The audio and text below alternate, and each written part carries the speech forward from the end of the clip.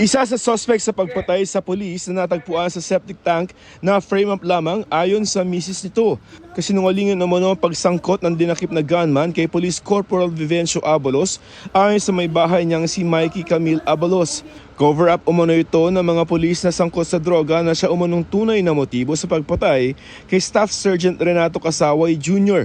Lumagda naman sa affidavit ang isang saksi para linawing walang direktang pag-uusap ang gunman at si Abalos ukol sa umano'y papel ng huli sa krimen.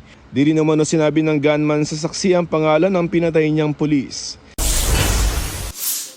Special Operations Group Head ng Special Action and Intelligence Committee for Transportation o SAIC na si Rayson De La Torre inalis sa pwesto matapos parahin ng ambulansyang may sakay na magpapacheck up at hindi emergency case. Sa gitna yan ng operasyon nila nitong Lunes kontra sa mga ambulansyang di otorisadong dumaan sa EDSA busway.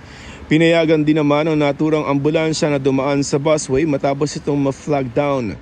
Paglilinaw ng DOTR, pwedeng dumaan ang mga ambulansya sa busway, anuman ang kondisyon ng sakay nilang pasyente. Joseph Morong, nagbabalita para sa GMA Integrated News.